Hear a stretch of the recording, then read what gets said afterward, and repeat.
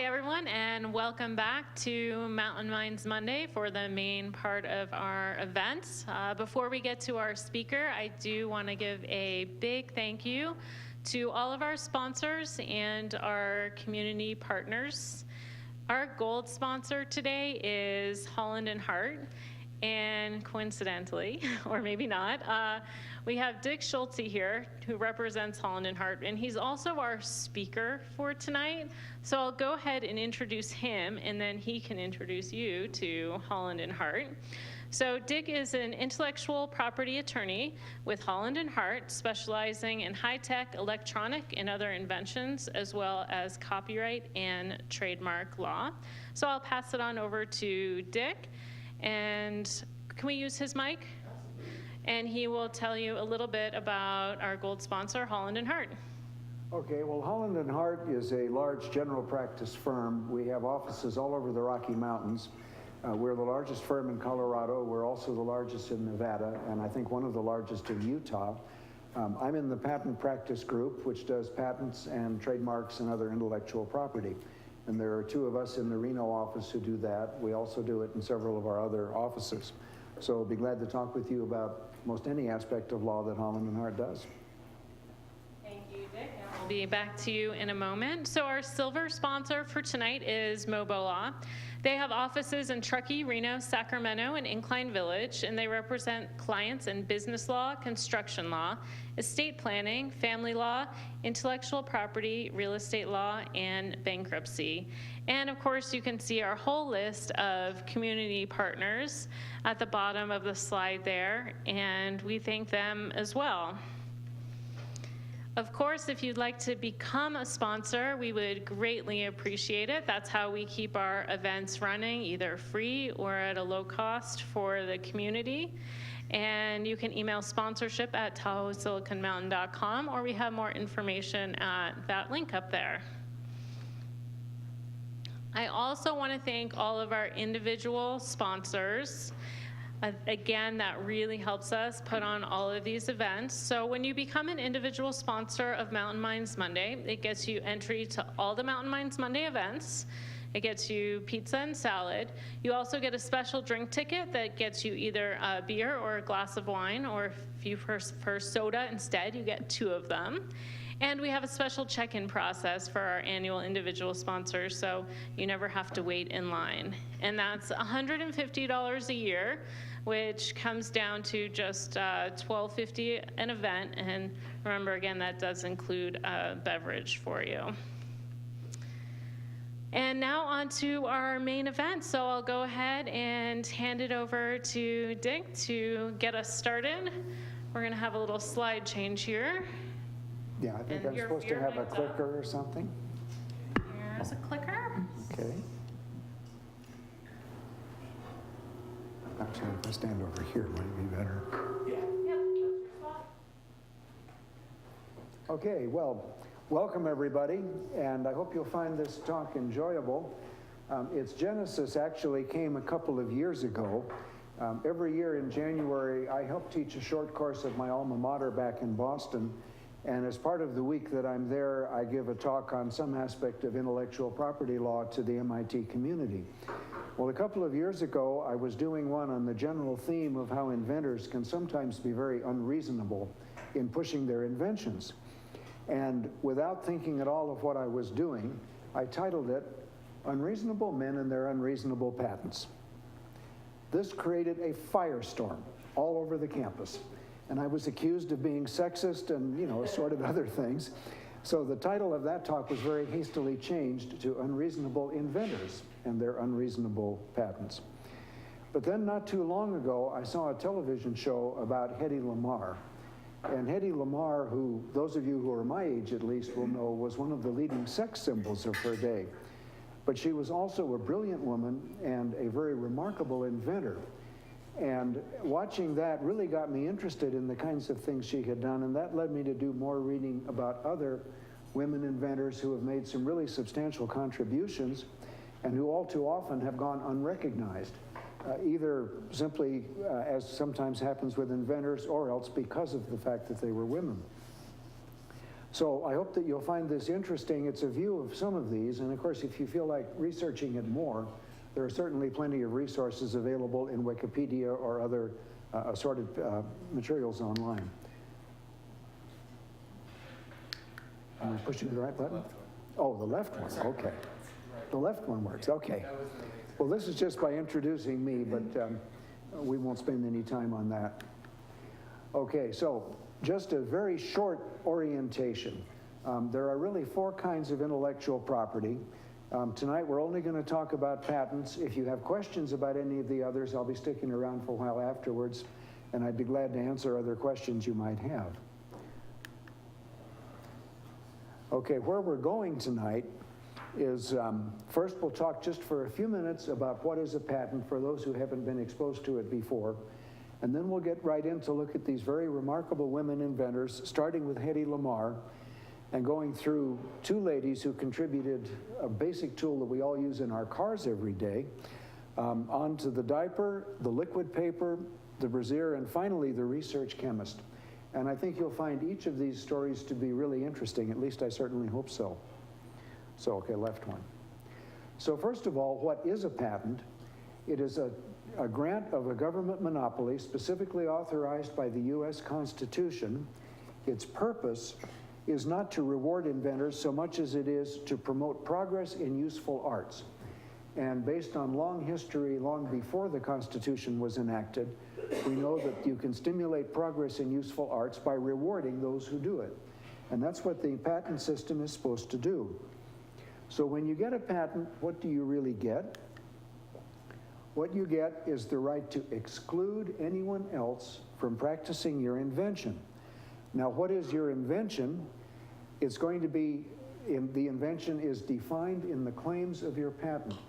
And this is why if you ever do engage a patent attorney to write your patent application, you will find that the first thing that we want to talk about as the attorney is the claims, because the claims will define what your rights are. And that's what a patent is all about, is getting those rights.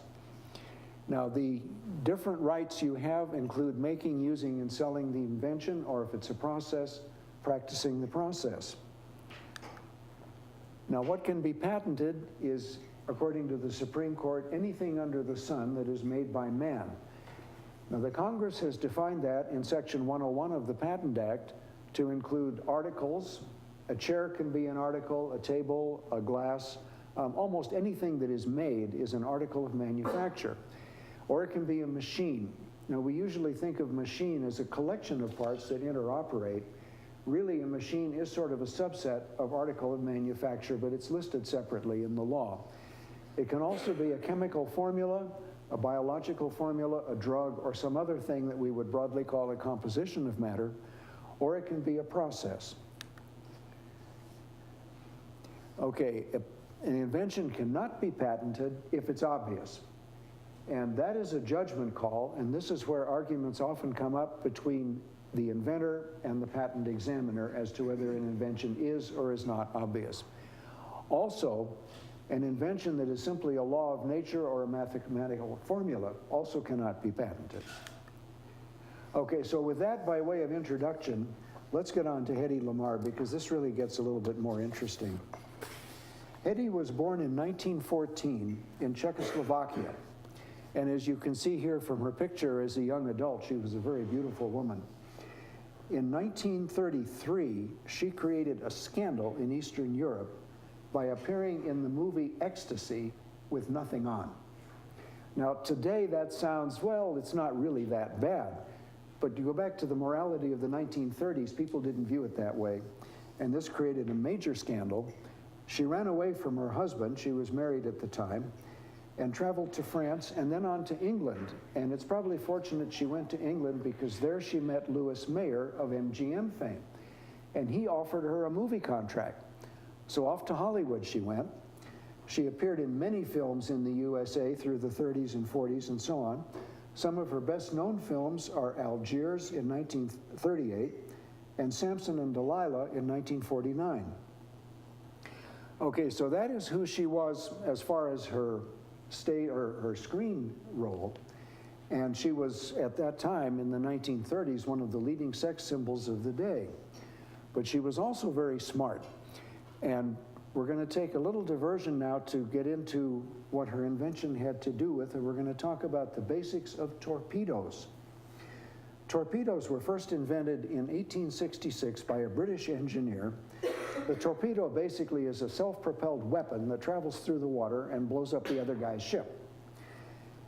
Now, the first ones were powered by canisters of compressed air, could travel about 200 meters, which is about 2 football fields, and meant at the incredible speed of 6 miles per hour. Of course, they got better. And at first, also, there was really no steering or control of them. That is, you oriented them so that your ship, your torpedo tube was pointed straight at the other ship, and you pushed the button and off it went in a straight line. Well, there became a need to steer them. One method that was used was by a physical wire that would actually spool out from the torpedo as it traveled through the water, and by pulling on that wire, or by pulling sometimes on 2 wires, you could steer the torpedo. It sounds kind of comical, but there are some torpedoes even today that still use that method. Many of those procedures only worked with torpedoes launched from shore. It wasn't very feasible to take all the wire control mechanism aboard ships. Okay, modern torpedoes are propelled by a variety of chemical means, and some of them use batteries and electric motors. Now, in the 1930s, in order to steer them better, people began using radio control. And this meant that once the torpedo was launched, you would transmit electrical control signals by radio to the torpedo, and that would steer it so that you could steer it right to the enemy ship that you wanted to blow up. But before long, the enemy ships figured that out, and they began transmitting their own signals to the torpedo, which would either send it off course or would simply jam the control signals or something like that. Okay, now enter Hedy Lamarr. In the late 30s and getting into 1940, she really wanted to help do something for the American war effort against the Germans. And helping to steer American torpedoes against German shipping was where she focused her energy. She was aware of radio control, and she was aware that it didn't work. She came up with the idea of using frequency shifting. That is, every second or every 2 or 3 seconds, you would shift your transmitter to a different frequency to control the torpedo. Well, if you did that, the enemy wouldn't know which frequency to jam, and they couldn't jam or override your control signals. The trouble is, the torpedo had to change frequencies in sync with the frequency on board the ship. Now, for the technology that we use today, it would seem this would not be very hard to do. And in fact, every one of you who has a cell phone has that exact technology in it. But in 1940, these things did not exist. Hedy Lamarr was years ahead of her time in conceiving this thing that there was really no practical way to do it. Now, she had a co-inventor. They came up with a very ingenious solution, at least in theory, which was to use the rolls from a player piano. Now, if you've seen a player piano, you know it has a wide roll of paper, and the paper has holes punched in it, and those holes control, through compressed air, the different keys on the piano. Her idea was to use 2 of these, one on board the ship and one in the torpedo. Now, if you start them when the torpedo is launched, they will run at the same speed and stay in sync long enough for the torpedo to reach its target. And so in theory, this would work, and she tried everything she could to sell it to the US Navy, and the Navy's attitude was, well, you can't put a player piano into a torpedo. Now, you didn't have to put the whole player piano in, but you did have to put the mechanism in, and they couldn't figure out any practical way to do that, so the Navy sort of brushed her off and said, go away. Well, her patent was issued in 1940. It expired in 1957. It was in 1960, after her patent expired, that the Navy first began to use it some. And now, as I say, of course, this concept, which we call frequency hopping, is easily done by computer chips. And you'll find it in your cell phone. You'll find it in many different places today. Let's see what else here. Hedy Lamarr actually passed away in the year 2000. In the year 2014, she was inducted into the National Inventors Hall of Fame. So a little bit late for her to enjoy any fruits from her invention, but even so, a very amazing woman. Okay, moving on. Next one I'd like to talk about is Mary Anderson. Mary Anderson was born in 1866 in Alabama. Several years later, or in 1893, she moved to Fresno, where she operated a cattle ranch and a vineyard. She was a businesswoman. Now, in 1903, at the time of this invention, things have changed so much in the last 120 years. In 1903, women didn't vote. Women wore long dresses, and they did what was expected of them. Men had long ago decided that women were put on this planet to make babies and to do laundry and other such things like that. That was what they were expected to do. Actually, the first recorded American female inventor, at least that I found a record of, was a woman named Sibylla Masters. She invented a corn mill in 1712. Now, that was long before the U.S. Constitution or the U.S. patent system. But in those days, several of the colonies, including among others Massachusetts, were granting patents to citizens of their states who made inventions. I'm not sure which state she was in, but her patent had to be filed in the name of her husband, because women didn't do that. You weren't supposed to get patents. Okay, coming back to Mary Anderson now. She was an Alabama Southern belle, but she also was a pretty smart lady. In the early days of cars, this is again going back to about 1900, rain and snow were simply there. If you were driving in rain or snow, you'd have to stop, sometimes probably every 30 seconds, to wipe off your windshield, because there was no mechanism to do that. And having just come back from a trip to Canada through snowstorms, we were using our windshield washers. I was with grandson Dominic almost constantly. The very thought of having to stop about every 50 feet and wipe off the windshield again, well, that's the way it was in 1900. Okay, around the turn of the century, Mary Anderson was making visits to New York. And she was riding a streetcar on one of these visits and was trying to watch the sights, but it was snowing and sleeting, and she couldn't see anything out the windows. Well, she wasn't the only one who couldn't see. The driver couldn't see either.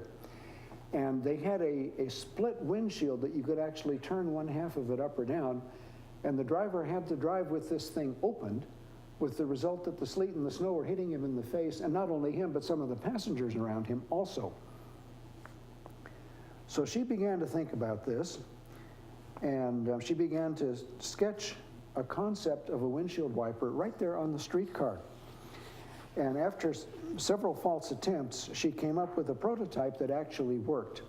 Now, there had been other people who had tried to solve this problem. All of them had totally failed.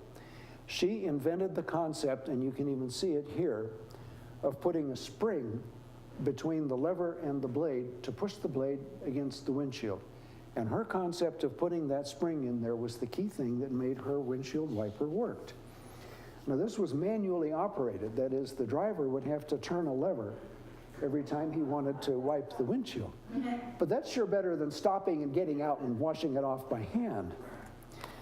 Now, the funny thing is that in those days, and here's the inventor who wasn't appreciated in her own time, many people then didn't see the value. They thought it would be a distraction to drivers to have to work this lever. And in the early 20th century, many cars didn't go fast enough to even need windshields. And outside major cities, few people even owned one, with the result that her invention was not appreciated. Her patent expired in 1920.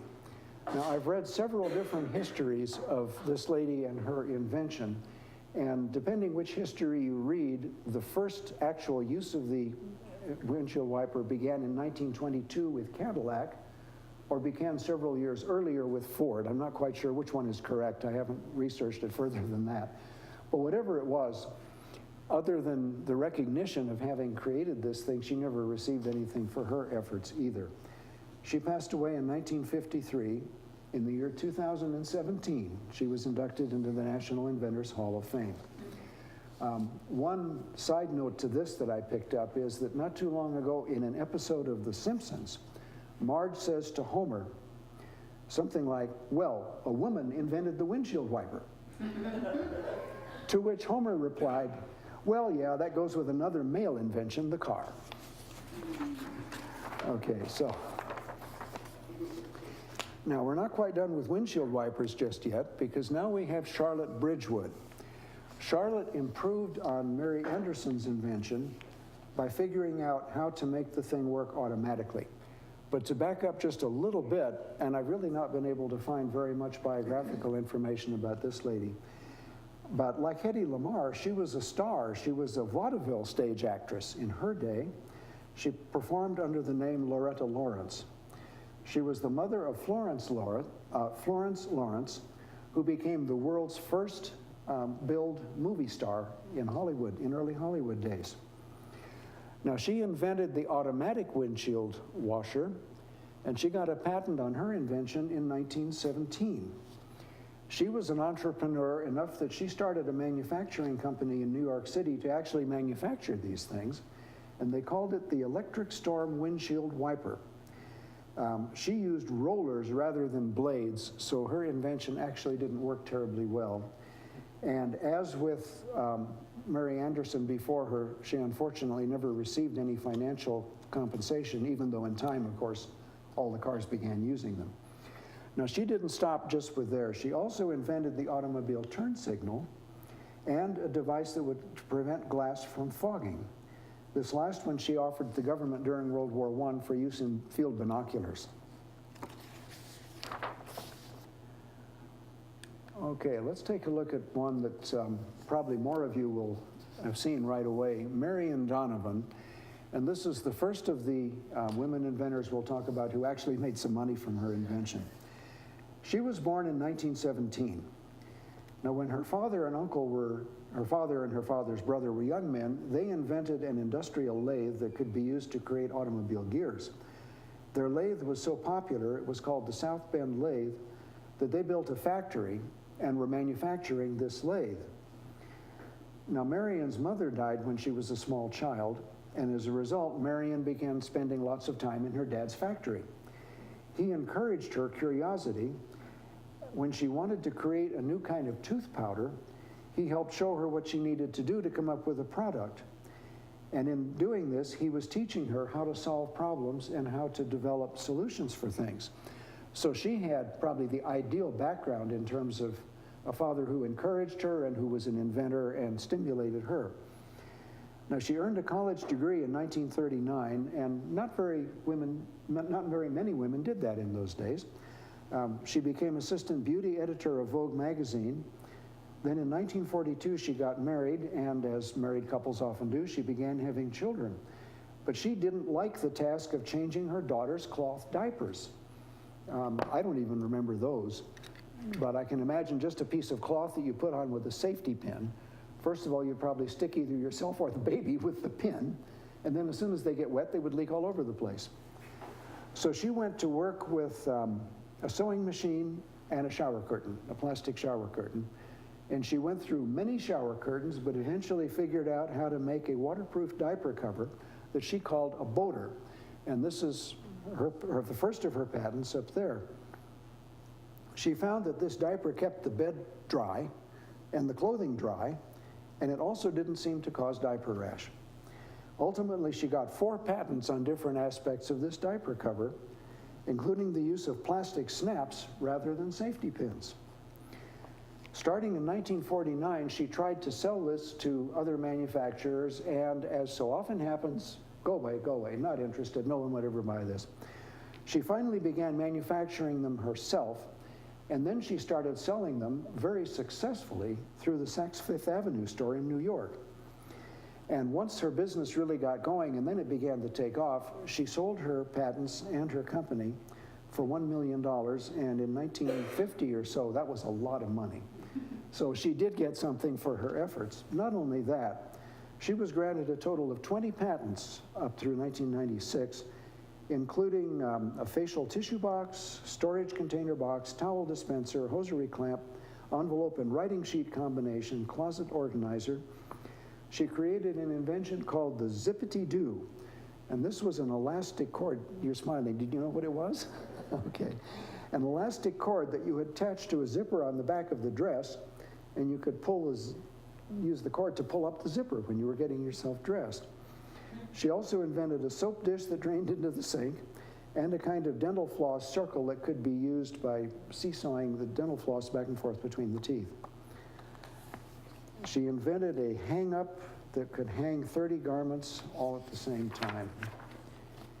In 1985, well, that was the floss thing. In 1958, she earned a degree in architecture from Yale. She passed away in 1998 and was inducted into the Inventors Hall of Fame 17 years later. But she was recognized in her own lifetime by her many patents and her various inventions. Okay then, Bette and the liquid paper. And this is another really remarkable story. Bette was born in 1924 in Dallas. She dropped out of high school at the age of 17 and went to secretarial school. By the early 1950s, she had worked her way up to become executive secretary for the chairman of the board of Texas Bank and Trust. Now, I don't know enough about Texas banking to know how big a bank that is or was, but it sounds pretty impressive. At that time, however, she was a divorced single mother. She was supporting herself and her son from paycheck to paycheck, earning $300 a month, which in today's money would be like about $2,800.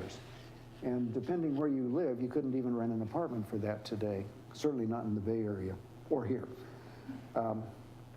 Now, we get to the old-fashioned mechanical typewriter. And for those of us who are my age, you'll remember the old typewriters that had cotton ink ribbons, and you could actually erase with a hard eraser when you had mistyped a letter, and you could type over it, and it would come out pretty well. But after World War II, IBM and the other electric typewriter makers began making these nice electric typewriters that didn't use that old cloth fabric ribbon. Instead, they used the carbon ribbon. Well, when you type with the carbon ribbon, you can't erase it. And it was driving the secretaries nuts because they would go through 3/4 of the way down the page, make a mistake, and have to do the whole thing over again. From having done that at times myself, I know that you get near the bottom of the page, you tense up, you start going very slowly so you don't make mistakes. Okay. Well, she just got so tired of this that she observed painters decorating the bank windows for the holidays. And rather than remove their mistakes, they would just paint over them. And she suddenly got the idea to paint over a mistyped letter on the paper. Now, at first, she didn't tell anyone about the bottles that she was making. She had mixed it in her kitchen blender, and she poured it into nail polish containers and hid it in her desk. She didn't want her boss to find out. But gradually, other secretaries began to realize how well her invention worked, and they began asking for their own supplies.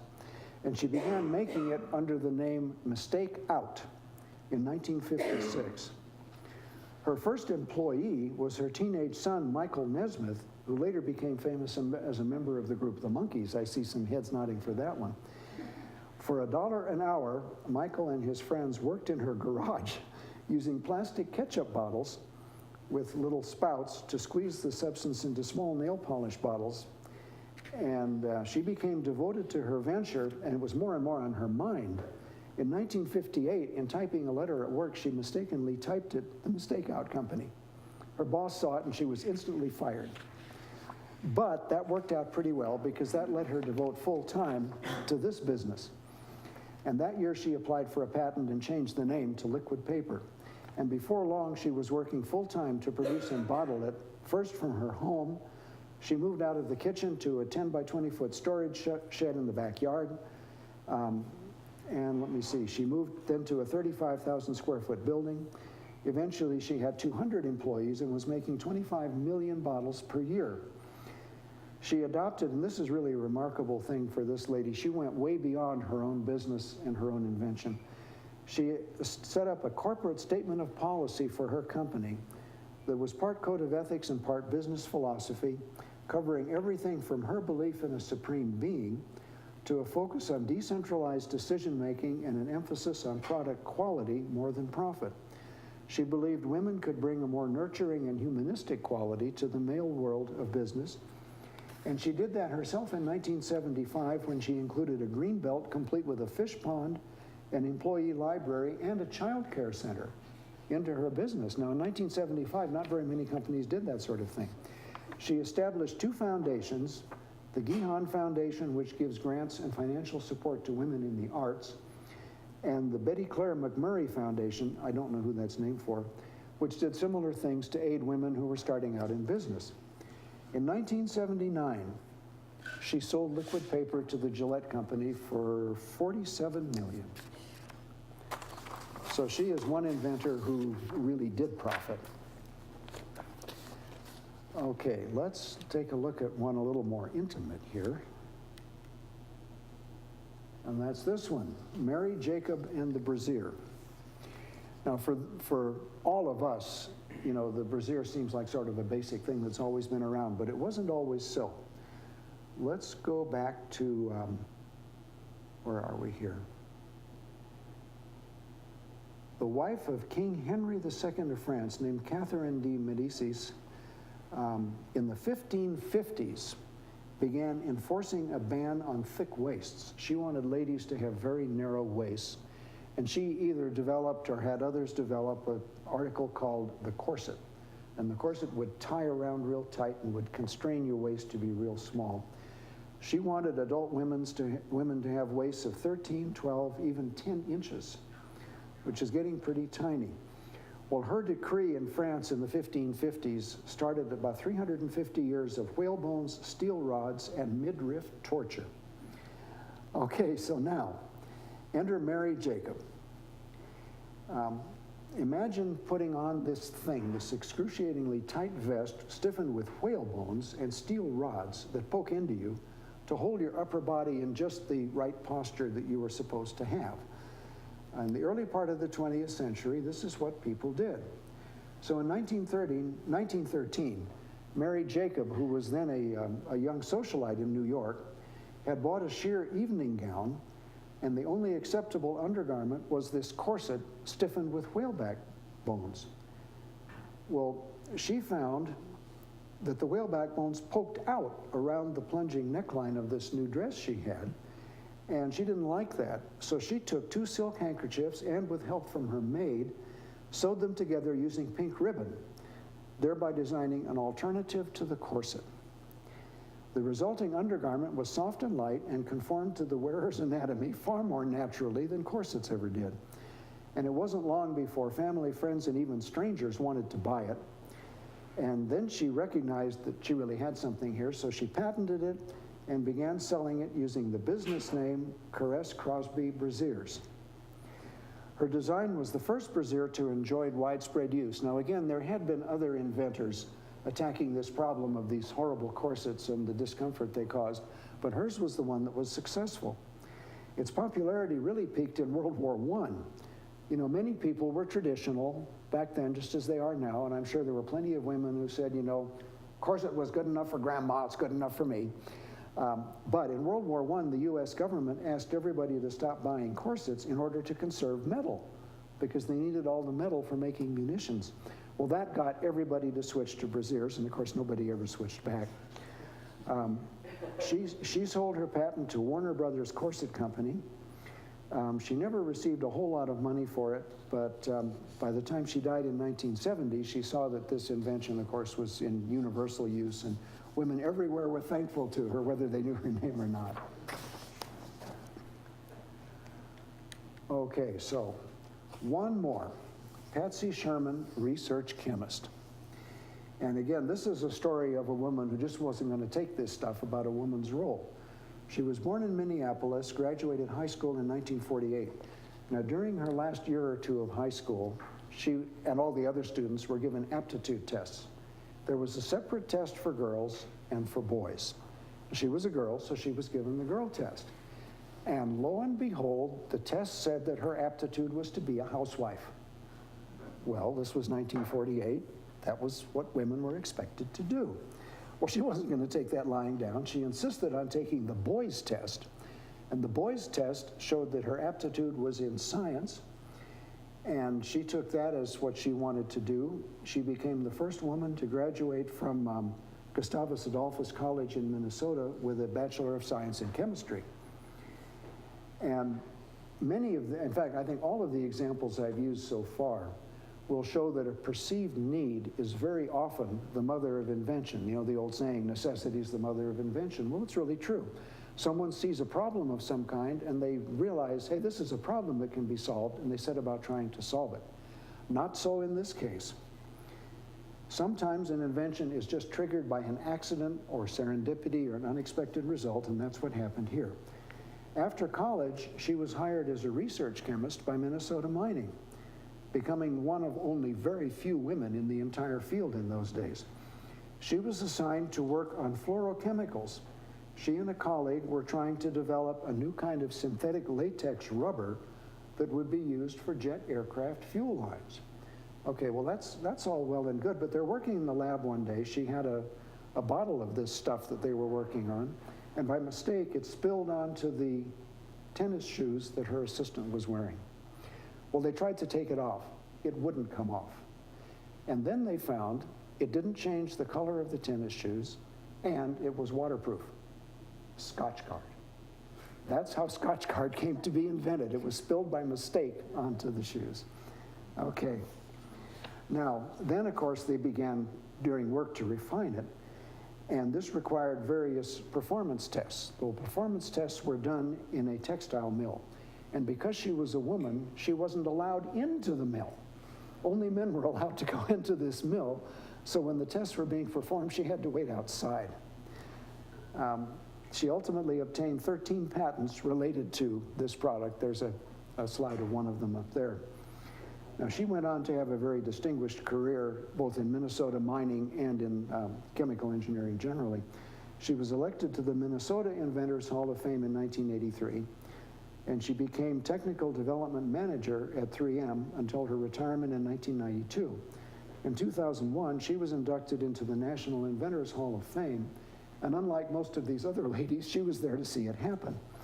In fact, in the year 2000, she was one of a group of inventors who was invited to give featured speeches at the 200th anniversary of the Patent Office. All right, yeah.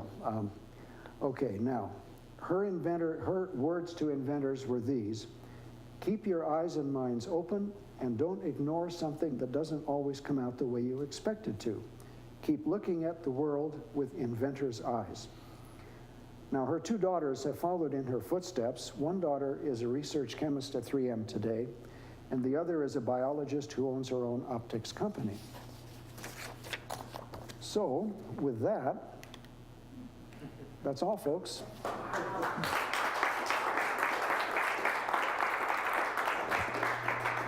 All right, everyone, do we have any questions?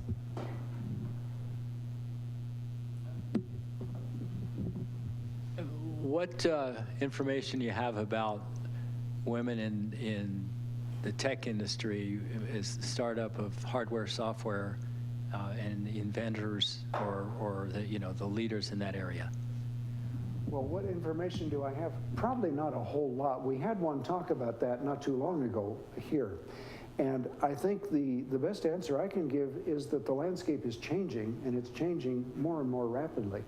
Women are finding more and more opportunities, and more women are seeking the opportunities.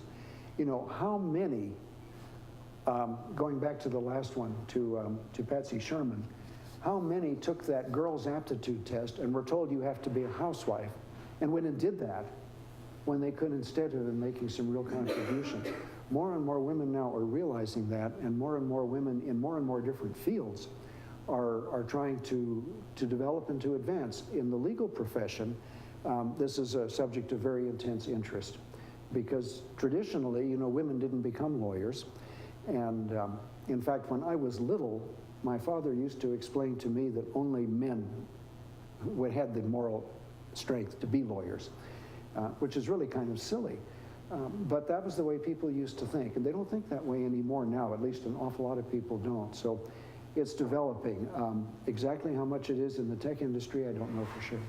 Yeah, and the presentation that Dick mentioned is by Mary Gordon, and you can find it on our YouTube channel. But just off the top of my head, I was actually just reading the Hidden Figures book, which is a more recent movie also, and that's about the original NASA computers were women who computed things. So they were female mathematicians. And there's a lot of, Admiral Grace Hopper was a really well-known computer scientist. There's been a number throughout history too, and computers. Yep, and yeah, the first programmer ever was, or considered the first programmer ever was the Countess Ada Lovelace. Yeah, I can add also that my alma mater, MIT, was founded in the 1860s and was co-ed from the beginning. For a long time, there weren't very many women there, but unlike many other schools, like Harvard, for example, that would not take women, MIT always did, and that was, of course, technological field, so there were always some, at least.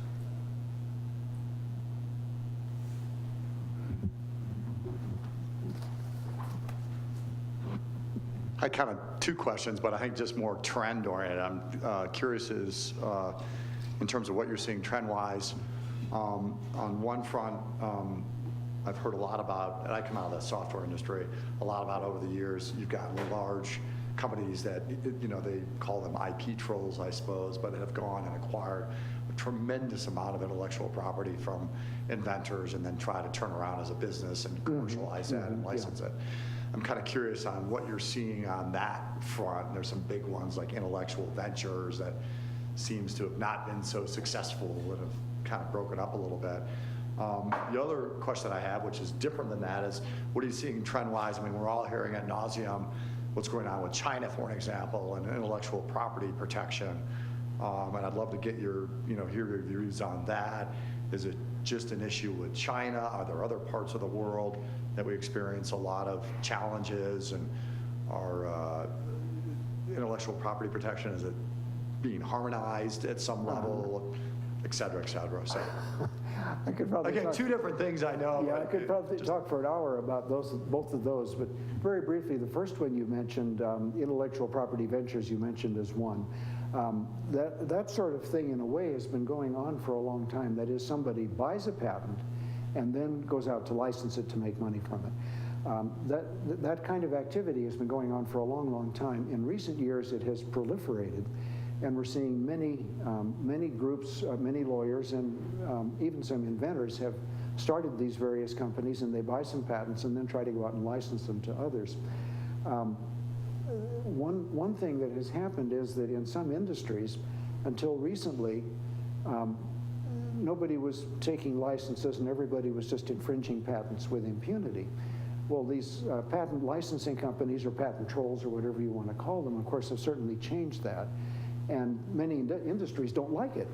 On the other hand, some of these licensing companies have acquired some patents that are of very dubious value and have been making nuisances of themselves by trying to extract nuisance settlements when they really shouldn't get anything. So, there are a lot of different sides to that issue. So let's go on a little bit to the other one about intellectual property piracy.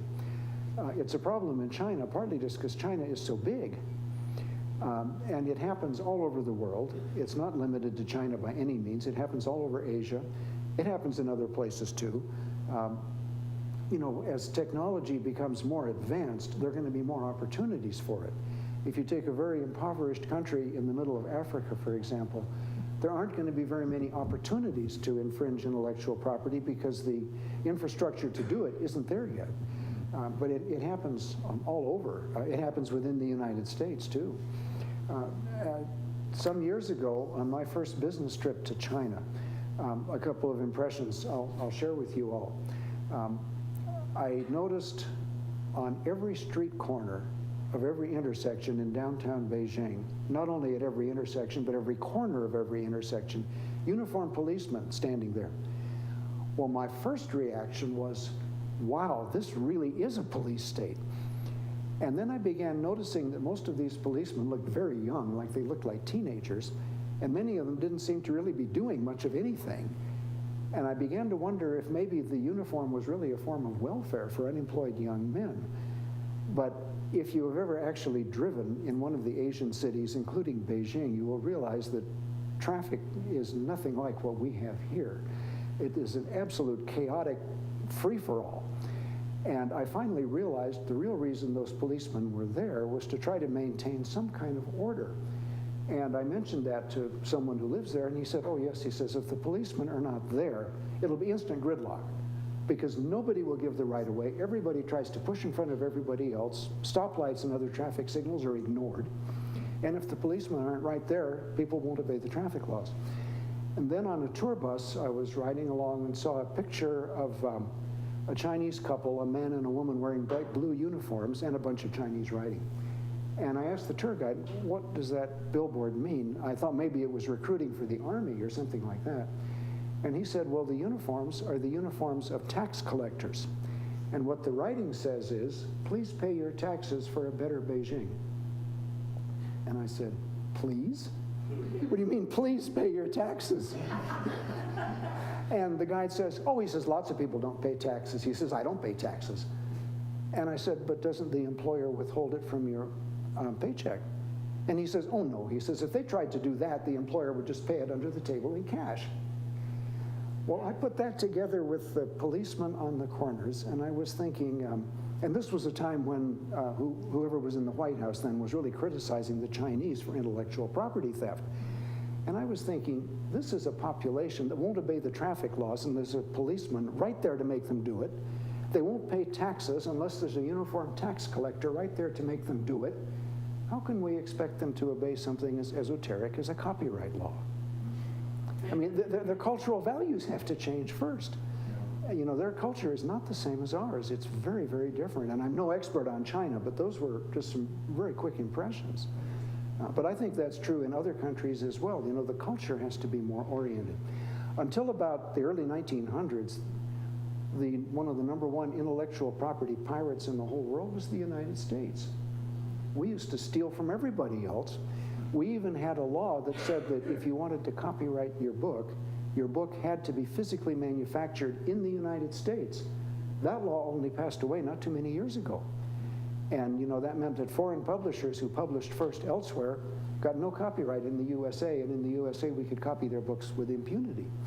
And if you look at older books even today, you'll see many of them will have a copyright notice that says published simultaneously in London and New York. And that was so they could get some US manufacturers so they could protect their copyrights. Now that we are big in the intellectual property business, now we want everyone else to honor our IP. Now the same thing's already happening in China.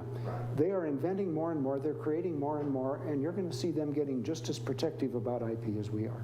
That's what I think is going to happen. Yeah. Really enjoyed this because so often we hear about the big companies, the big tech companies, Google or Apple or whatever, and all their patents. But this was really homey and kind of back to like the smaller individual inventing. Mm-hmm. So my question would just be, what's your advice for the smaller individual that is inventing in the face of all these massive companies or patent trolls or whatever it may be that exist out there? Well, it comes up quite a bit when an individual inventor comes into our office because this happens frequently.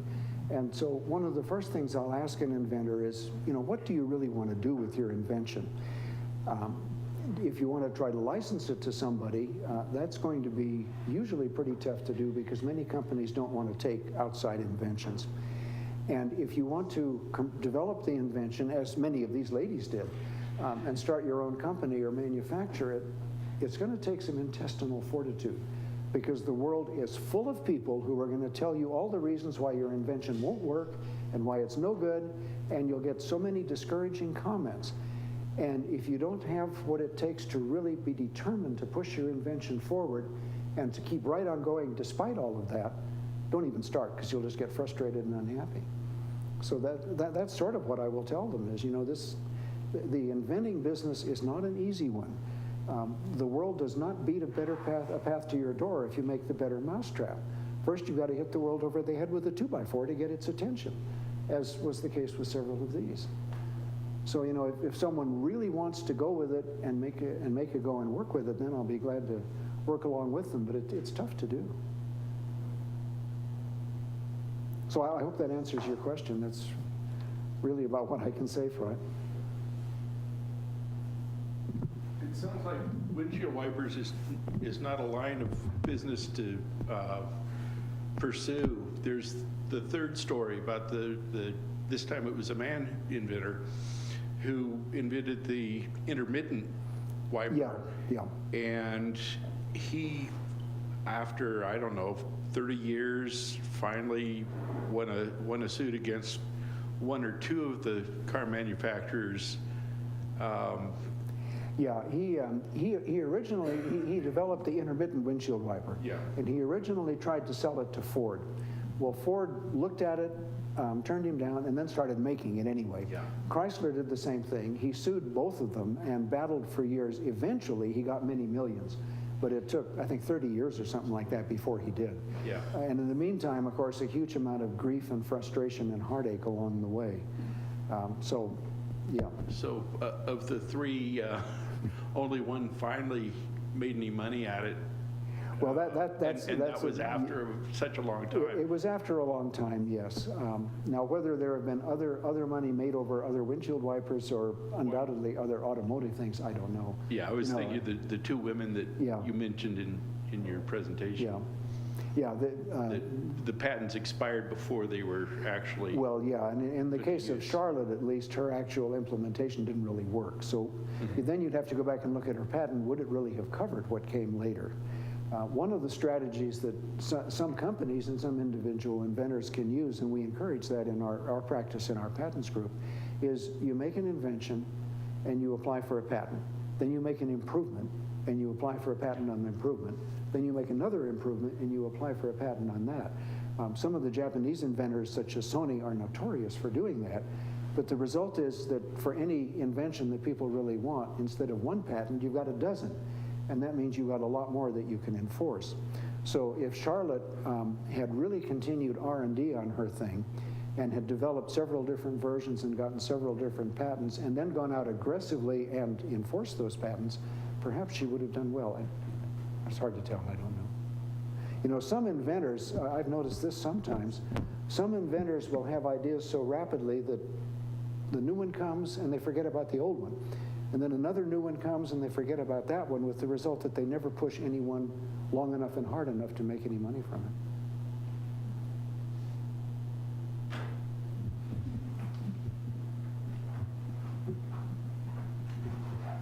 So I'm like enthralled by this talk and just appreciate so much you bringing all this content to this audience, and hopefully a lot of other people see it on YouTube. So I'm a female founder and have faced, like, in the 21st century, similar issues still. Oh, I'm sure, yeah. And in tech as well. And so my question is, you know, there's still a lot of people that have this really old school mentality, or they're in denial of the facts, I mean, the truth of what, you know, we're all human beings and we're all capable. What's your, I guess, some advice or maybe your perspective on how do we get past this at some point? I mean, you know, these things were going on 50, 60, more than that years ago, and we're still facing these challenges today. Well, we are. I think it's changing, and I think the situation is improving. And, you know, in one sense, it's not only women. If you're an Afro-American, it's going to be more difficult. For that matter, until recently at least, if you were Asian, it was going to be more difficult.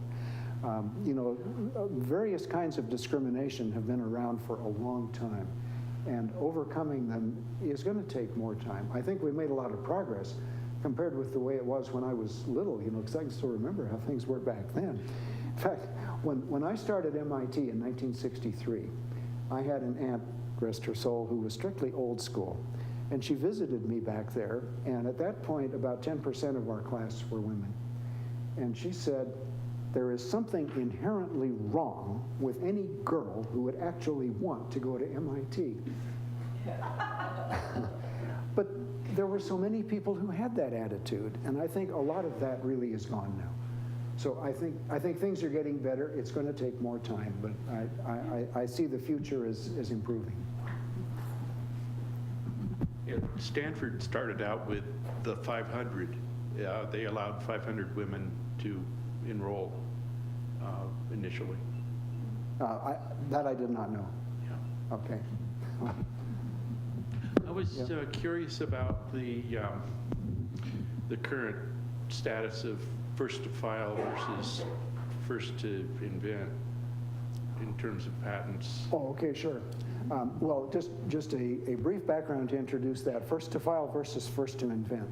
In most countries of the world, the rule has always been that if there's a contest between two inventors over who invented something, whoever is the first to file the application in the patent office gets the patent. It's very simple. It's the filing date governs, no discussion. In the United States, until just a few years ago, we used the first to invent rule. And this said that if two different inventors were contending to have invented the same thing, then whoever could prove they were the first to invent would be the one who would be entitled to the patent.